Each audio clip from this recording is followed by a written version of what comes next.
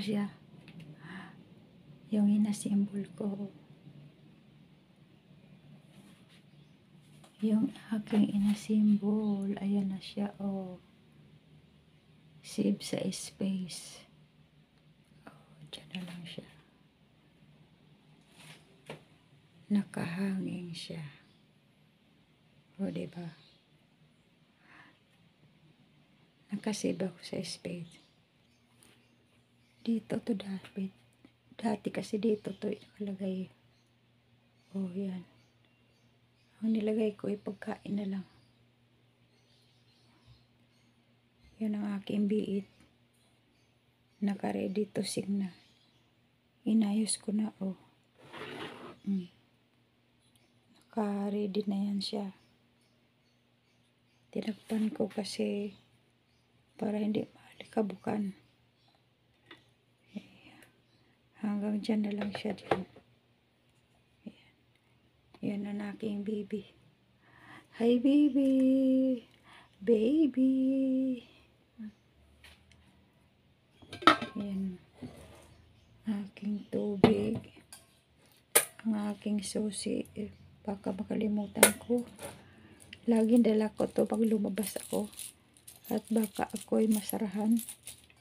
Mabuti na may susi ko lagi.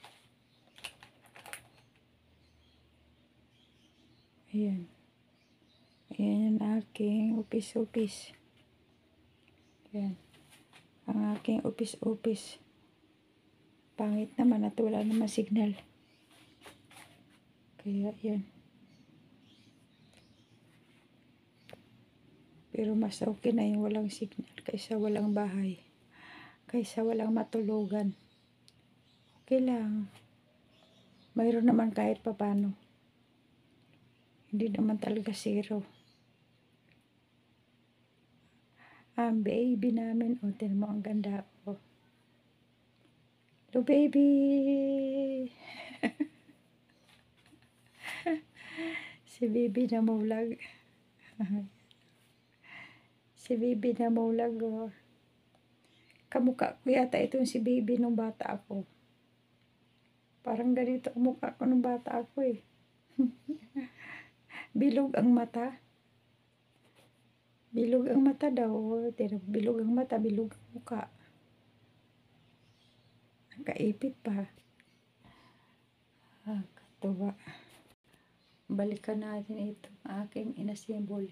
Ito yung inasimbol ko na na dapat ito sa banyo ko ilalagay. Kaya lang, hindi siya pwedeng ipako sa loob dahil tornilyo siya. Walang mapakuan dahil puro tiles. Kaya dito na lang siya sa loob ng kwarto. Napunta siya sa ganyan. O, diba? Ang sabitan ng tuwalya napunta sa sabitan ng payong. Bye-bye guys. Thanks for watching.